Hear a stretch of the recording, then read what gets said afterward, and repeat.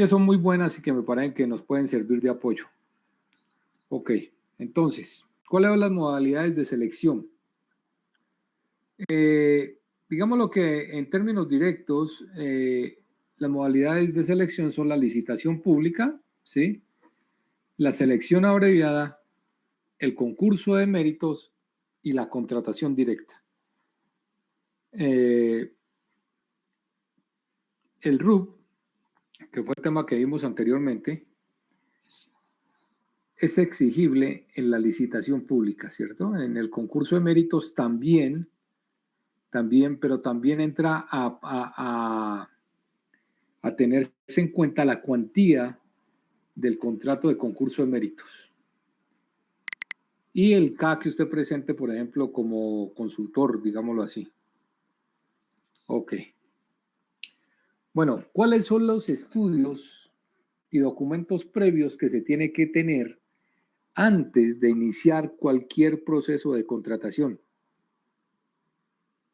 O mejor dicho, que hacen parte del proceso de contratación, pero antes de sacar un contrato a la luz pública, ¿cierto? Para que hayan ofertantes, antes de eso tenemos que tener los siguientes documentos.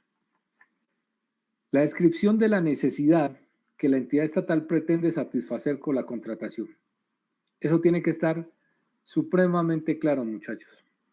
¿Por qué? Y esto tiene que ver con el punto 3.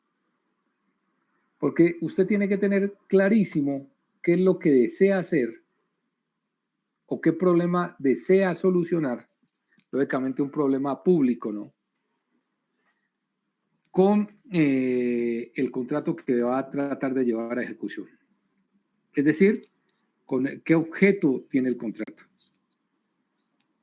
Porque si no se tiene clara el objeto del contrato, eso da para que después se presenten problemas graves. Y se creen elefantes blancos, que ustedes creo que han oído mucho en los noticieros y en los medios de comunicación de los populares elefantes blancos, ¿cierto? No les he pasado un archivo que yo tengo, voy a ver si se los paso en esta semana o en la otra, sobre los elefantes blancos, ¿no? Entonces sucede que el alcalde manda a hacer un centro recreacional que se llama el Parque del Agua. Y hacen el centro recreacional, el Parque del Agua, que como su nombre lo dice, va a funcionar con juegos que se manejan con agua, ¿cierto? Diversiones acuáticas. Y después de que se ha hecho el contrato que vale miles de millones de pesos, sucede que ese sitio no tiene acueducto. No hay acueducto donde se hizo el Parque del Agua. Imagínense en eso. Y son casos de la vida real, ¿no? Son casos de la vida real. No me acuerdo si el nombre específico es el Parque del Agua o algo, pero es algo así. Pero miren la gravedad de las cosas. Se arma todo un parque que vale miles de millones de pesos con plata estatal, con plata pública, en un sitio donde no hay acueducto.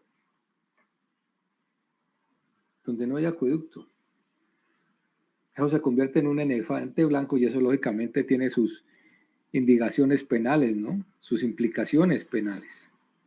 ¿Sí? Porque es un mal manejo de los recursos públicos. Pésimo. Antes sucedía mucho en las vías de las ciudades, ¿cierto? Que se dañaba la carpeta asfáltica y de una, las entidades estatales estaban pavimentándola.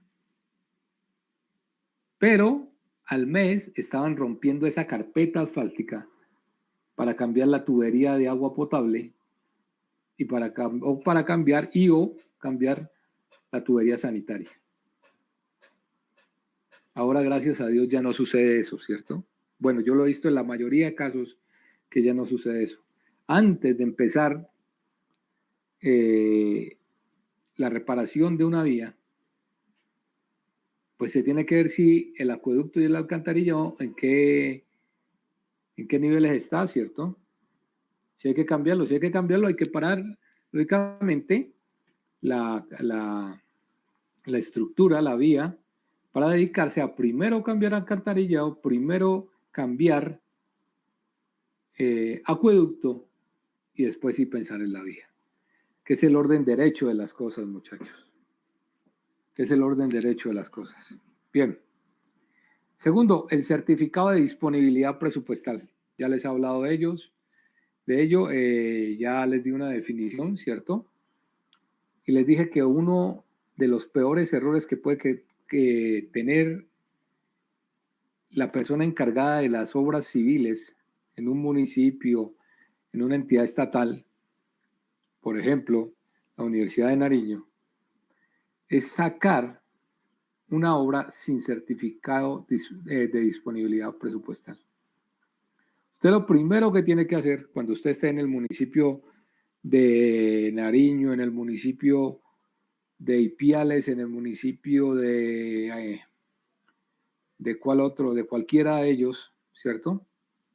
De Túquerres, y esté como secretario de Obras Públicas, jefe de planeación o alguno de esos cargos, antes de estampar su firma, tiene que ver que exista el dinero en el presupuesto y que se lo certifiquen. Entonces usted habla con la jefe de presupuesto, la jefe de presupuesto le da el ítem de donde van a salir los recursos y se lo tiene que pagar por escrito. Eso se llama un certificado de disponibilidad presupuestal. Importantísimo. Bien, la tercera, la descripción del objeto a contratar, que como les dije anteriormente tiene que estar supremamente claro, con axisas, con ejes, con direcciones, supremamente claro, en el caso de acueductos, de alcantarillados y de vías, ¿sí? Y lo más claro posible en caso de algún edificio, de algún tanque de almacenamiento de agua, en fin. Tiene que estar supremamente claro. Con sus especificaciones y la identificación del contrato a celebrar. Ok. Cuarto, los fundamentos jurídicos que soportan la modalidad de selección. Bien, uno lo primero que tiene que saber es si ese contrato va a ir por licitación pública, ¿sí? Por concurso de méritos, por cualquiera de las modalidades que vimos en la primera diapositiva, ¿cierto? Por selección abreviada.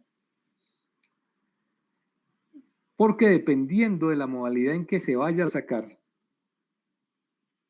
el contrato, habrá necesidad de otros requerimientos, ¿sí? Cuando es un contrato de menor cuantía, ¿sí? O de mínima cuantía, los requerimientos son mucho menores a los que usted tiene que exigir en una licitación pública. Ya les dije que lo primero que uno exige cuando está de parte de la entidad estatal en una licitación pública es el RUP, ¿cierto? El Registro Único de Proponentes. Entonces es importante saber por dónde se va a ir. ¿Y eso de qué va a depender? Del tipo de contrato y del valor del contrato. Del valor del contrato. ¿Ok? Bien. Quinto, las licencias previas. Bueno, todas las licencias que usted tenga que sacar, ambientales, estudios sociológicos, ¿sí? Estudios ambientales, bueno, en fin, y sacar las licencias, ¿no? Tiene que tener la licencia ambiental para poder arrancar con cualquier proyecto. Eso no cabe duda.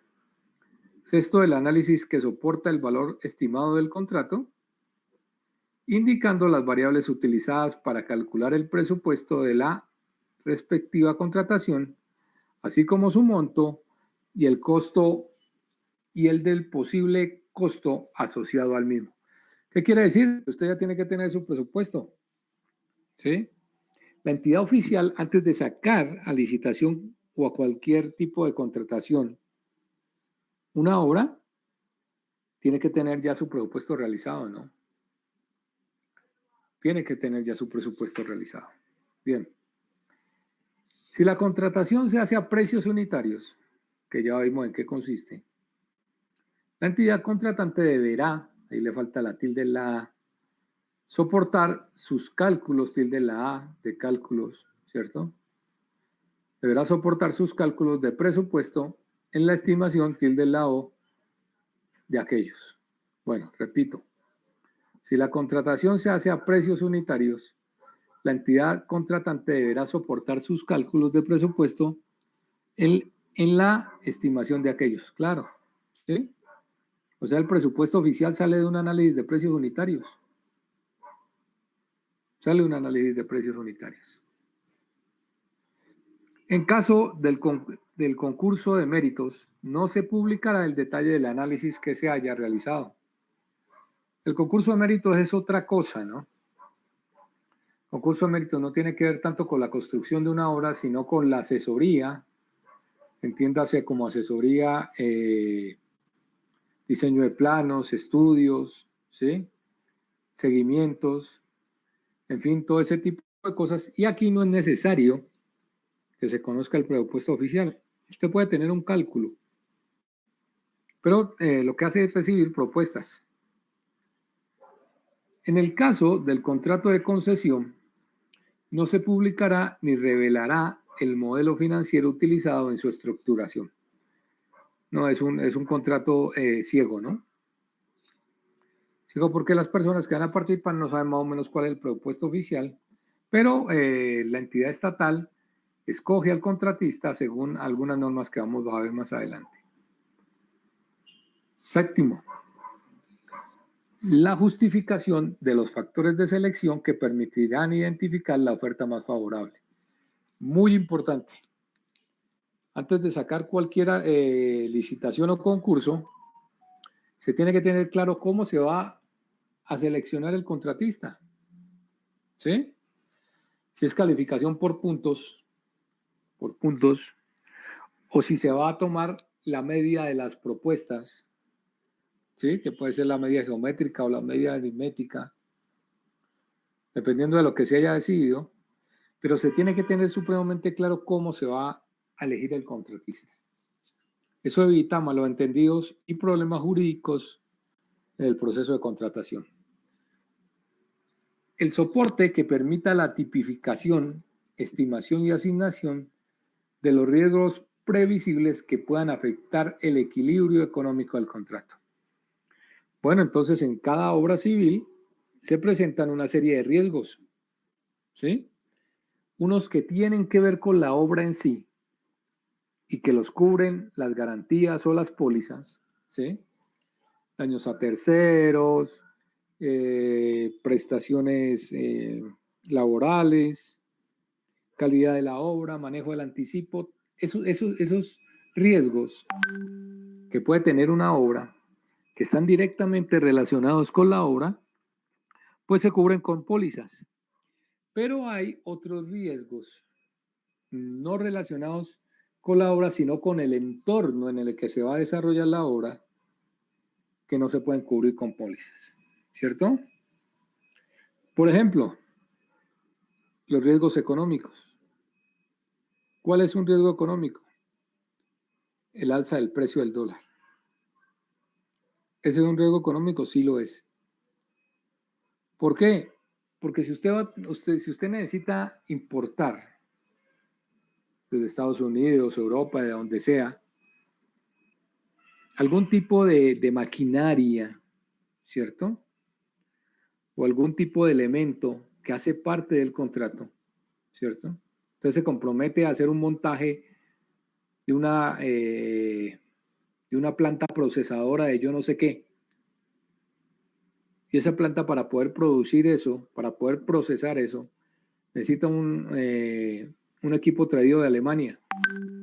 Esos precios, todo lo que es de afuera, muchachos, viene en dólares.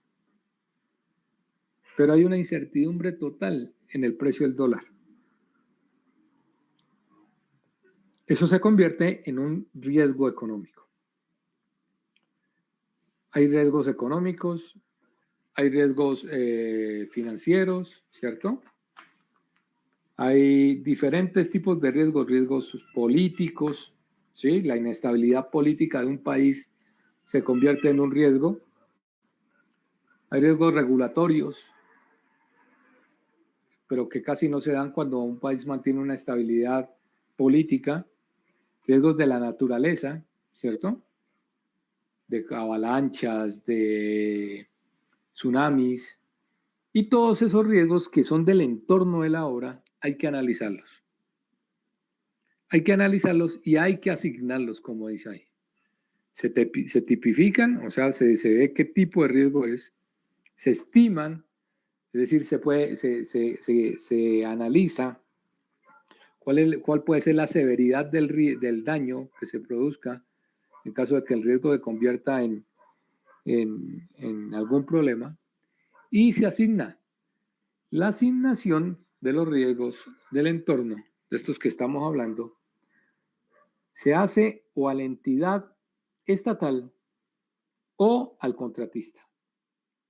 Entonces, en una reunión entre contratista y entidad estatal, se saca una lista de los posibles riesgos, ¿no? Entonces vamos a puede presentarse este riesgo, este riesgo, este riesgo, este riesgo, y se asigna. Bueno, el riesgo por la tardanza en el pago de los avances de obra. Lógicamente el riesgo corresponde ¿a quién? A la entidad estatal, que es la que tiene que pagar la obra. ¿Sí?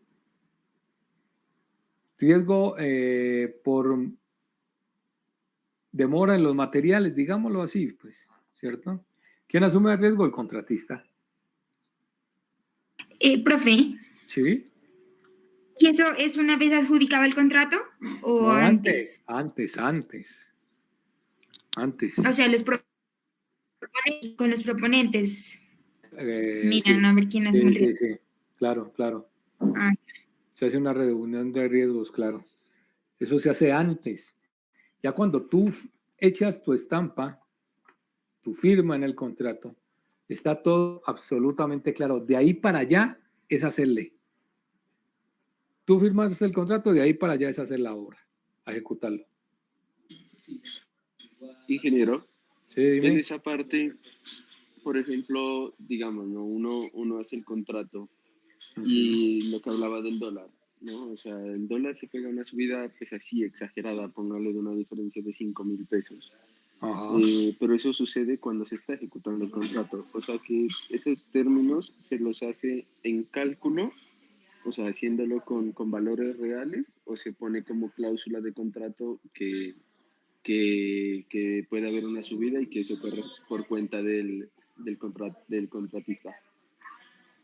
Eso es una muy buena pregunta.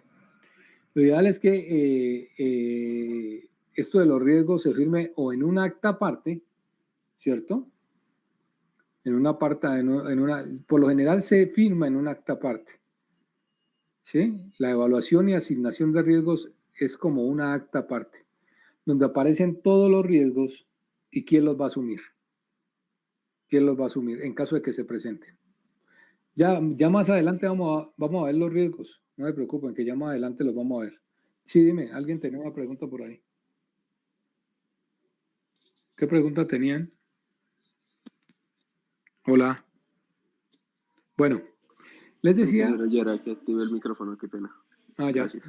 Eso era lo que les decía. Eso se hace una acta aparte, una acta de riesgos, ¿no? Y por lo general se trabaja con un cuadro. Y en el cuadro dice, bueno, que riesgos de que se subió el dólar. Porque hubo inestabilidad política en el país. ¿Quién asume los riesgos? La entidad estatal, ¿cierto? Entonces, la entidad estatal. Entonces, cuando se presentan esos problemas, desarrollando la obra, haciendo la obra, ya se tiene completamente, o lo más posible, claro, ¿sí? ¿Quién va a asumir esos riesgos? Entonces, ¿cuáles son las ventajas? Que uno ya sabe a qué se atiene. No, mire, es que usted aquí firmó. ¿Sí? Es que usted aquí firmó. Entonces, usted lo tiene que asumir. Y no hay necesidad de parar la obra, ¿sí? no hay necesidad de ir a un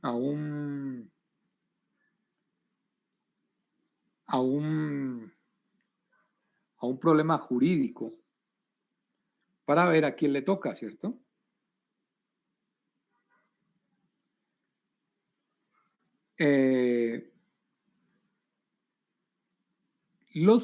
Por lo general, esto no lo he dicho, y lo estoy leyendo aquí, dice lo siguiente. El COMPES 3714 expone que la asignación es el proceso de distribuir los riesgos de acuerdo con la capacidad de cada una de las partes para gestionarlo, contratarlo, administrarlo y mitigarlo.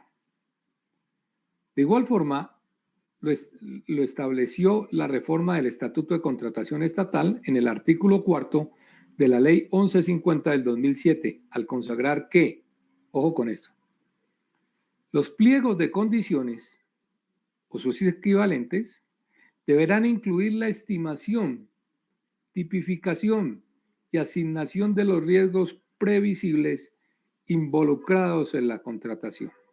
¿Sí? Entonces, esa evaluación de los riesgos que se hace antes de, ¿sí? Antes de, pueden hacer parte del pliego de condiciones. Y claro, cuando a usted le entregan el pliego de condiciones y usted acepta participar en una contratación estatal, es porque está aceptando lo que hay en ese pliego. Ahora, ¿qué pasa? Claro, usted puede hacer sugerencias, ¿no? Ya lo vamos a ver adelante. En el proceso de contratación usted puede hacer sugerencias.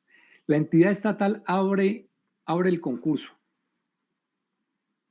Presenta los pliegos de condiciones. Los contratistas que quieran participar los piden, los analizan y empiezan a hacer recomendaciones. ¿Sí? Vea, yo pienso que este riesgo lo debería asumir la entidad estatal, no nosotros, porque a nosotros no nos corresponde. Se debate, ¿sí? Y se toma una decisión. Si sí acepta la entidad estatal la recomendación o si no la acepta. ¿Sí? Entonces dice así, ojo, me estoy adelantando porque esto lo vamos a ver más adelante. Por lo anterior, la entidad estatal debe en el proyecto de pliego de condiciones, proyecto, proponer los riesgos en los cuales se puede ver afectado el proceso de contratación, o sea, una estimación inicial. Y señalar cuál de las partes tendrá que soportar total o parcialmente el riesgo en caso de presentarse. Esto se discutirá en forma definitiva con los interesados en la audiencia de riesgos. Es lo que les digo. Entonces, en el pliego de condiciones, la entidad estatal propone una tabla de riesgos. Dice, este lo hace unir el contratista, este nosotros, este el contratista, este nosotros. ¿Cierto? Sí, dime. No estoy leyendo la diapositiva, tengo un documento de los que yo tengo aquí al lado mío. Esto lo estoy haciendo simplemente con el fin de aclararle este punto. No estoy leyendo la diapositiva. Bueno, entonces, en unos pliegos, ¿cierto? Iniciales, la entidad estatal propone esos riesgos que se discuten ya con los interesados en el contrato en una audiencia de riesgos posterior. Entonces van a participar 10 personas, se reúnen esas 10 personas, entiéndase, personas naturales o jurídicas, con la entidad estatal en una audiencia de riesgos y se discute. De ahí sale un acta, ¿cierto? Y esos son los riesgos distribuidos o asignados a cada una de las partes. Como les digo, ¿cuál es la ventaja de esto? Esto no se hacía antes, ¿no? Esto relativamente es nuevo. ¿Cuál es la ventaja de estos? Que evita muchos contratiempos en la obra. ¿Sí? Muchísimos. ¿Qué sucedió esto? Ya sabe qué parte la tiene que asumir y qué parte tiene que tomar las medidas para que ese problema se solucione.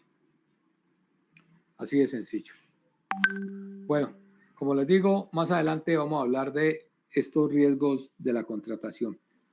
¿Listo? Los riesgos externos, digámoslos, al contrato. Bien, sigamos. El análisis que sustenta la exigencia de garantías destinadas a amparar los perjuicios de naturaleza contractual o extracontractual derivados del incumplimiento del ofrecimiento o del contrato, así como la pertinencia de las divisiones de las mismas. Claro, ¿no? Entonces, fuera de haber hecho el análisis de los riesgos del entorno, hacemos un análisis de los riesgos de la obra y cuáles son las pólizas que se van a pedir para firmar el contrato. ¿Sí? Entonces se va a pedir una póliza de cumplimiento del ofrecimiento, ¿sí? No es del incumplimiento, es del cumplimiento del ofrecimiento. Es decir, que si usted hizo la propuesta, se la ganó y se tira para atrás, le hacen efectiva esa póliza. Usted es alguna forma de indemnizar a la entidad estatal. ¿Por qué? Porque es que un proceso de licitación es una cosa seria, muchachos. Uno una licitación no la saca de la noche a la mañana. Tiene que hacer estudios, tiene que sentarse, sacar presupuestos, analizar todo eso. Y todo ese proceso, además quita tiempo, ¿no? Y todo ese proceso de publicidad, de selección del contratista, para que usted se lo gane y después diga que no lo va a hacer, pues. ¿Sí? Entonces le hacen efectiva la póliza de cumplimiento del ofrecimiento. Del contrato, lógicamente, cuando usted deja el contrato tirado, también se lo ejecutan. Y las demás, ¿no? Las demás que salen. Manejo del anticipo, calidad de obra, estabilidad de obra, ¿sí? Todas las que tenga que sacar, se tienen que tener claras y listas para pedírselas al contratista. Estas pólizas las saca el contratista. A usted simplemente le dicen, vea, tiene que sacar estas pólizas, le dan una lista. Usted coge la lista, se va a una aseguradora, llámese la Previsora, Bolívar, la que ustedes quieran, y paga las pólizas. Y listo. Eso es. Bueno, convocatoria pública. Los procesos de licitación pública, selección abreviada y concurso de méritos, debe hacerse la convocatoria pública que debe contener, primero, el objeto de la contratación a realizar. Claro, lo primero que tiene que tener es el tipo de contrato, ¿no? La modalidad de selección que corresponde a la contratación. Entonces tiene que ir claro, ¿cierto? Objeto, modalidad de selección, licitación pública, concurso de méritos, lo que quieran.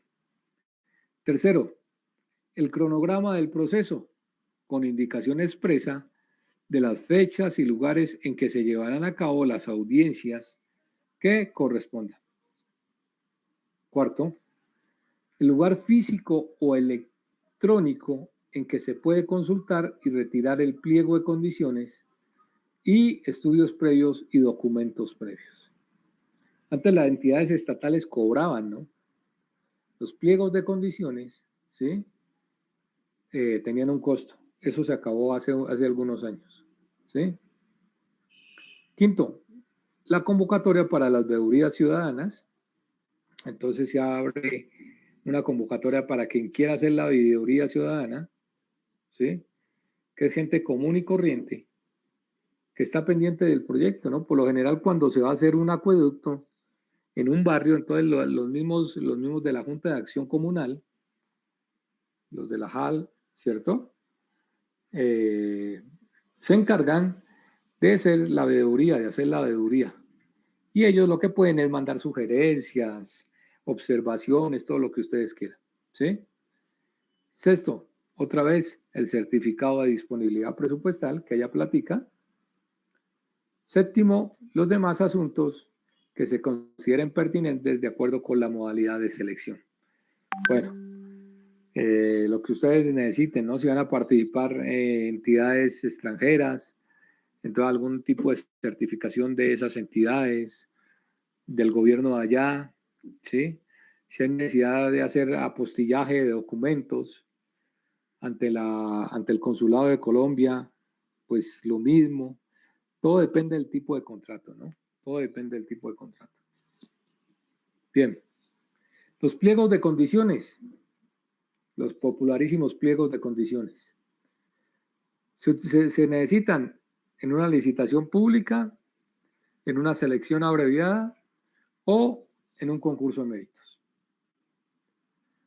¿Qué debe tener un pliego de condiciones, muchachos? La descripción técnica detallada, completa del objeto a contratar. La ficha técnica del bien o servicio de características técnicas uniformes y de común utilización o los requerimientos técnicos. ¿Qué está diciéndoles aquí? Que todo tiene que ir bien descrito, ¿sí? En el pliego de condiciones. Entonces, se utilizará, empieza uno actividad por actividad. Excavación a mano. Se utilizará buggies, palas, tal cosa, tal otra. Excavación a máquina. Entonces, se utilizará retroexcavadora, motoniveladora, lo que ustedes quieran, ¿sí? Concretos. Para la viga de cimentación se utilizará concreto de 3.000 PSI, de 4.200 PSI, con varillas de 4 octavos según los planos anexos. 4 varillas de 4 octavos según los planos anexos, de 60.000. Bueno, en fin, todo detallado. Todo detallado. ¿Sí? Tipo de tubería, tipo de alambre en caso de las conexiones eléctricas, en fin. Eso sí, dice de características técnicas uniformes y de común utilización. ¿Qué quiere decir eso? Que tiene que ser algo común. Entonces, en una licitación pública, en los pliegos de condiciones de una licitación pública, no tiene que decir que usted tiene que utilizar pintura pintuco, ¿sí? Para nada. No, pintura. Ah, que usted la necesita buena. Entonces, describa las características técnicas de esa pintura. Pero no le coloque nombre, no le coloque pintuco. ¿Sí? Porque se puede ser otro tipo de pintura y cumplir con lo que necesita. No tiene que haber pintuco. Ah, cemento con estas características. Tipo 1, tipo lo que sea, ¿cierto? Pero no le coloque cementos diamante, ¿sí? No le coloque ninguna marca, ¿sí? Tubería, no le coloque Pafco, colóquele tubería de PVC. Ah, el PVC es común, ¿cierto? Y le da una característica del tubo. Pero el Pafco lo está mandando usted a comprar Pafco, ¿cierto? O Ralco. O cualquiera. No, marcas no van, muchachos. A no ser de que sea supremamente necesario. A no ser de que sea supremamente necesario e indispensable. Escúchenme bien, e indispensable. Ah, que la única forma de que trabaje este equipo es con esta maquinaria, que tiene que ser esta, porque esta es la que da las características que necesita el equipo para funcionar. Ahí sí la tiene que colocar, porque no hay de otra. No hay de otra. No existe en el mundo ni en la región otra máquina que pueda hacer lo que esa máquina hace, porque es de última tecnología. Ah, bueno, colóquele el nombre y las especificaciones sin miedo. Ahí usted no está cometiendo ninguna falta, porque es esa o es esa. ¿Sí? Entonces, en ese caso no hay problema. Bien, sigamos. Segundo, Los fundamentos del proceso de selección, su modalidad, términos, procedimientos y las demás reglas objetivas que gobiernan la presentación de las ofertas, así como la evaluación y ponderación de las mismas y la adjudicación del contrato. Creo que eso está claro, ¿no? Infortunadamente aquí este presentador no le ha colocado tilde a nada, demás sin tilde, así sin tilde, evaluación sin tilde, ponderación sin tilde, mejor dicho, pero bueno, no sirve. Tercero, las razones y causa que generarían el rechazo de la propuesta o la declaratoria de desierto del proceso. Entonces, ¿por qué se puede rechazar una propuesta? De entrada, porque usted no cumple con el RUT. Su CAE de contratación no le da. Entonces, ahí se tiene que colocar el mínimo CAE de contratación, con lo cual usted puede hacer parte de los ofertantes o presentar su propuesta, ¿no? Si su CAE de contratación no le da, pues la pueden rechazar de entrada. Porque las normas están claras, ¿sí? Cuarto, las condiciones de celebración del contrato, presupuesto, formas de pago, garantías y demás asuntos relativos al mismo, ¿sí? ¿Qué tiene que haber para que la entidad estatal firme con usted el contrato? Por lo general, todos los requerimientos son para el contratista, ¿no? Entonces, el contratista es el que tiene que sacar las pólizas, el contratista es el que tiene que, lógicamente, presentar su presupuesto.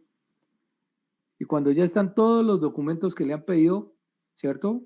Pasisalvos, estampillas, todo lo que le pidan, dependiendo de la entidad estatal.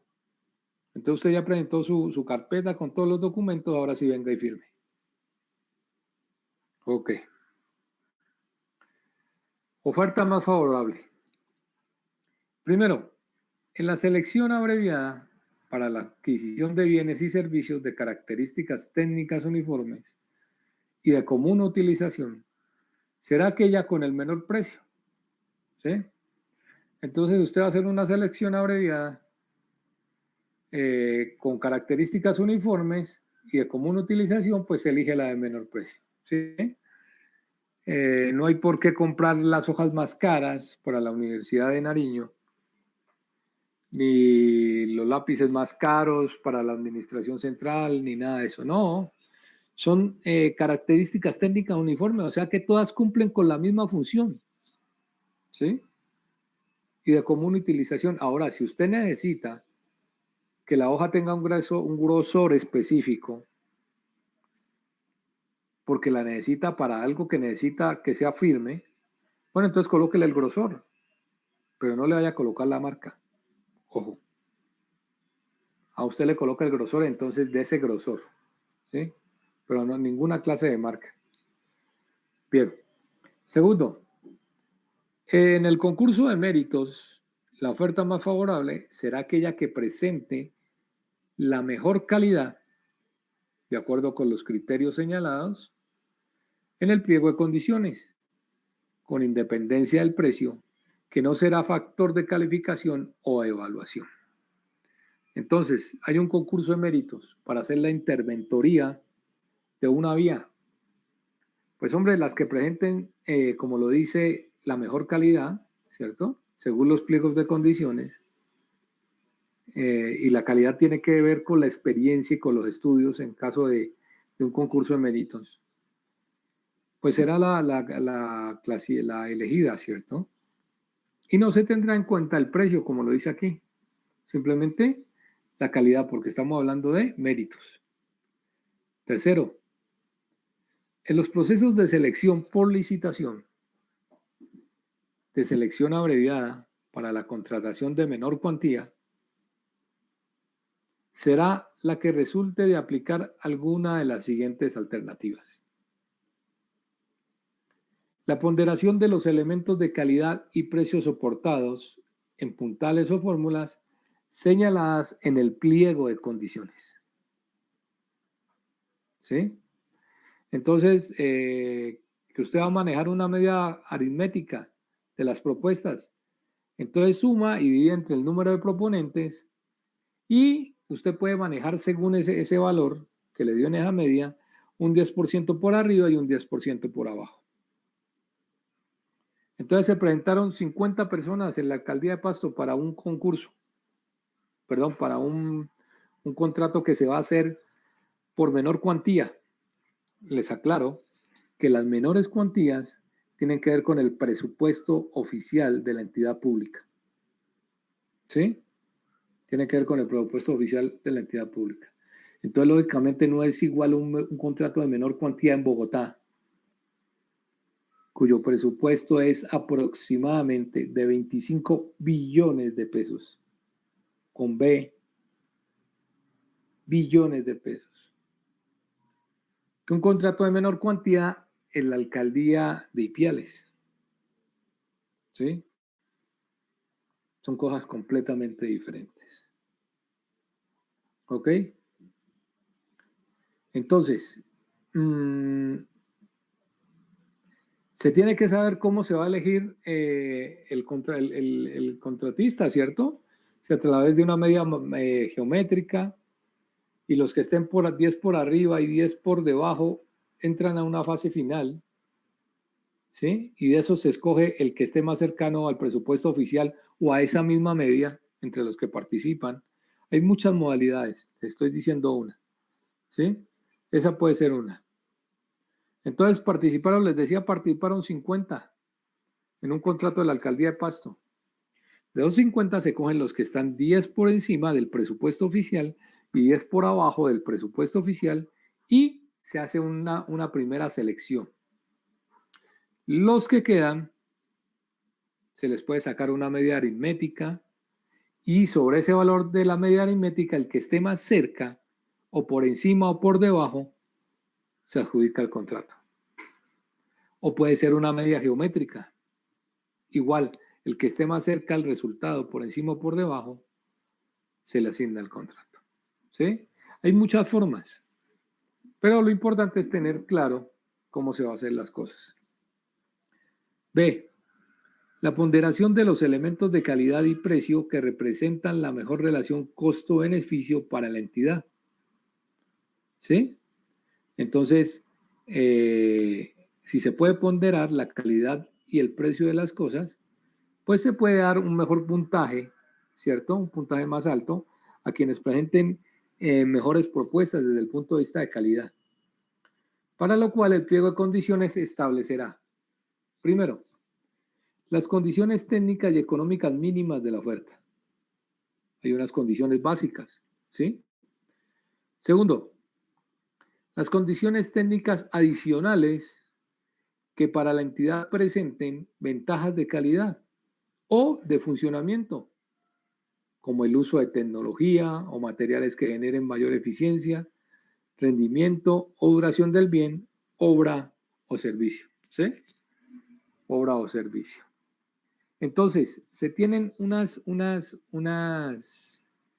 ítems y por cada uno de esos ítems se le va a dar una calificación a la propuesta.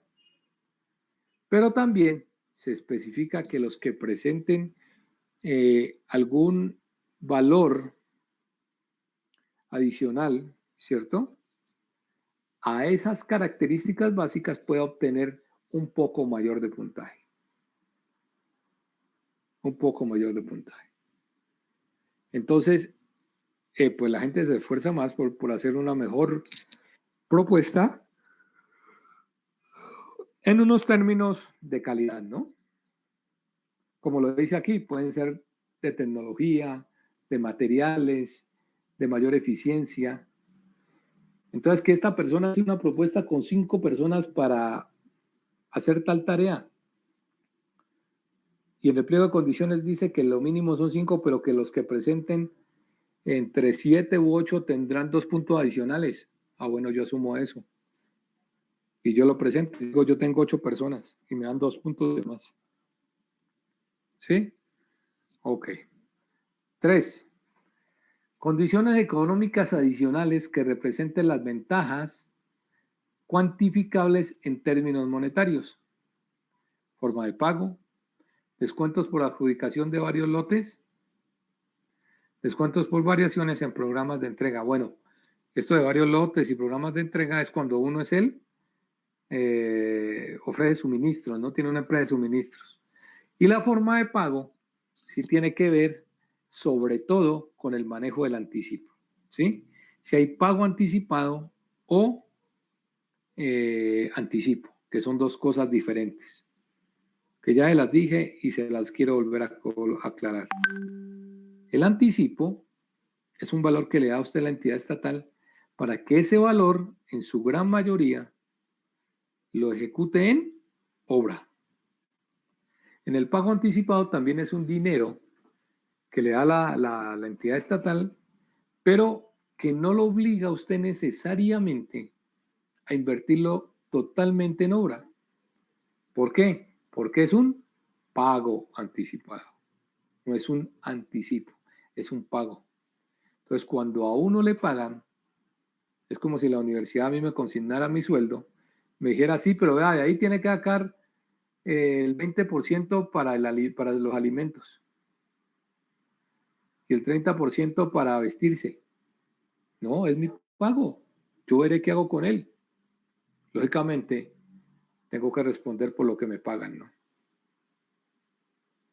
Entonces, si es un pago anticipado, que ese es el problema, que es que no haya hecho obra, sino que se le está pagando por adelantado, pues el tipo puede hacer lo que quiera, pero tiene que responder. Tiene que responder. Entonces, si las personas, hay muchos contratos, y era lo que hablaban en la ponencia de hace 8 días, del jueves anterior. ¿El jueves anterior fue? Sí, ¿no? Sí, creo que fue el jueves anterior. De lo que hablaban los ponentes es que no se debería manejar pago anticipado, ¿no? Perdón, que no se debería manejar contratos y darle más puntos al que no pidiera anticipo, ¿sí? Si ellos tenían una buena sustentación, decían, bueno, si es que es como si yo contrato a alguien que me vaya a hacer un arreglo a mi casa, ¿sí? Y el que me va a hacer el arreglo tenga que poner los materiales, todo, en vez de yo poner los que soy el que necesito el arreglo. Eso no debería existir, ¿sí? El anticipo se lo tendría que dar yo. Vea, maestro, aquí está esta plata para que usted compre el cemento, la arena y la grava. Y después arreglamos la mano de obra. Así se maneja y así debería ser en los contratos, ¿no? Ese anticipo, que es una ayuda de la entidad estatal a los contratistas, no debería estar en discusión. Y no darle más puntos al que tiene más plata, que no significa que vaya a ser una mejor obra. ¿Listo? Usted a mí no me dé anticipo, yo lo hago. Y al final me paga. Eso no garantiza que su obra vaya a ser mejor. Le quita un peso financiero a la entidad por un momento, porque al final le va a tener que pagar. Pero no significa que otro ingeniero no pueda hacer lo mismo si le dan un anticipo. Y eso fue lo que se discutió en esa charla, ¿no? Muy interesante. Muy interesante. Sigamos. Ahí está. Valor o existencia del anticipo, de lo que hablábamos. Valor o existencia del anticipo. Mayor garantía del bien o servicio respecto de la mínima requerida. También puedo obtener mayor puntaje por eso. ¿Sí? Y eso sí puede ser considerable. ¿Sí? Yo le respondo por la hora después de que la termine 5 años y el otro la responde por 10. Le presenta una garantía que cubre cualquier daño por 10 años. Bueno, eso sí pesa, ¿no? Eso sí pesa. Porque la entidad estatal puede ser tan de malas que se acabó la garantía, la póliza, a los 5 años y a los 2 meses se presenta algún problema. Y vencida la garantía, no hay absolutamente nada que hacer. Nada que hacer. Entonces esta sí debería tener un peso, ¿cierto? Cuando se necesite. Pero si es una obra que no va a tener mayor repercusión, por ejemplo, si usted va a hacer unos andenes, unas bermas, unos separadores, pues hombre, eso, hombre, la posibilidad de que falle es de uno en qué, yo no sé cuántos. ¿Sí? Es que hay que ver el tipo de contrato también. Bien, sigamos. El impacto económico sobre las condiciones preexistentes en la entidad directamente relacionadas con el objeto a contratar. Bueno, eso también hay que tenerlo en cuenta, ¿no? ¿Cómo va a afectar económicamente la propuesta que hacen? Mayor asunción de riesgos previsibles identificados. Está clara esa parte. Cuarto, en las ofertas presentadas, cada variable se cuantificará monetariamente, según el valor que represente el beneficio a recibir de conformidad con lo establecido en los estudios previos. Es decir, todo hay que pasarlo a pesos. ¿Sí?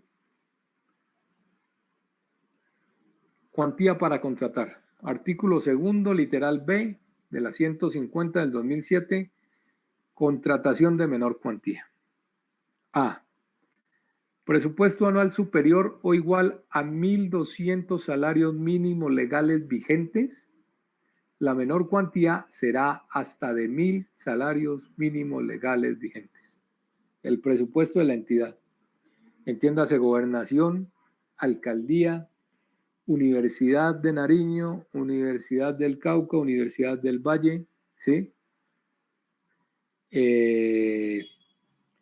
Entidad ambiental, que no me acuerdo cómo se llama aquí, ¿sí? La que sea. Usted sabe que su presupuesto para este año va a ser de tanto, entonces usted ya sabe que puede contratar como menor cuantía hasta 1.000 salarios mínimos legales vigentes. Por eso les decía, una cosa es la menor cuantía en Bogotá y otra cosa es la menor cuantía en Ipiales. ¿Sí? Son diferentes cosas. B. Presupuesto anual superior o igual a 850 salarios mínimos legales vigentes e inferior a 1.200, ¿no? Es el rango anterior. La menor cuantía será hasta 850 salarios mínimos legales vigentes. ¿Cuánto es 850 salarios ahorita? Creo que está como en 890.000, ¿no? ¿Cuánto está el salario mínimo? A ver, espérenme. Pues supuestamente iba a subir a 1.000.000. Sí, pues se está tratando de que suba a 1.000.000, pero eso sí está más difícil. Saliéndonos un poquito del tema, los sindicatos piden el 14 y los empresarios están proponiendo el 3. Están en un abismo de diferencia, ¿no? El 14 no les van a dar, de eso sí estoy seguro. Ni el 10 les van a dar. ¿Sí? El gobierno a la final, yo estoy casi seguro que el gobierno a la final va a terminar decretando el salario mínimo legal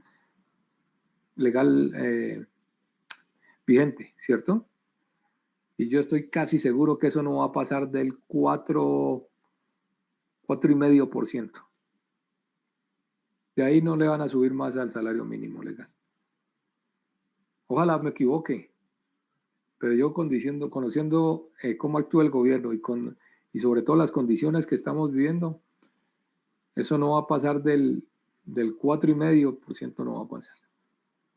Estoy casi seguro. ¿Sí? Es que se manejan dos teorías diferentes, ¿no? Por una parte, los trabajadores, los sindicatos, dicen que entre más plata tenga la gente, más gasta. Y eso aumenta la productividad y aumenta el crecimiento económico. Y por otro lado, los empresarios dicen que ellos no tienen plata para pagar tanto, ¿sí? Y que si pagan tanto, pues van a tener que prescindir de mucha gente, lo cual va a generar desempleo. Entonces están las dos partes ahí. Y eso va a ser un tira y afloje hasta el 30 de diciembre. Y el 30 de diciembre va a decir el gobierno, el salario mínimo sube tanto y se acabó, como se ha hecho en la mayoría de veces en los últimos 20 años. Yo no sé, creo que he oído que como 2 veces han llegado al acuerdo en los últimos 20 años. Este año no va a pasar. Estoy casi seguro que no va a pasar. ¿Sí? Bueno, ¿alguien tiene una calculadora por ahí a la mano? 850 por 890 mil pesos, creo que está el salario mínimo. ¿Cuánto les da? 756 millones. Listo. Entonces, una entidad que tenga entre 850 salarios mínimo y 1.200 puede contratar hasta 750 millones como menor cuantía, ¿no? Como menor cuantía. Pero eso es bastante platica. Tiene que tener un presupuesto fuerte. Seguimos. C. Presupuesto anual superior o igual a 4.000 salarios mínimos legales vigentes, perdón, a 400.000 salarios mínimos legales vigentes e inferior a 850.000 salarios mínimos legales vigentes. La menor cuantía es hasta 650 salarios mínimos vigentes. Aquí entre 120.000 y 400.000, entonces la menor cuantía es hasta 450. Y entre superior o igual a 120.000 salarios mínimos legales, la menor cuantía será hasta 280 salarios mínimos legales vigentes. ¿Qué les quiero decir de esto? La mayoría caen aquí, ¿no? ¿Cuánto es, compañero, cuánto es 120.000 por 890 millones?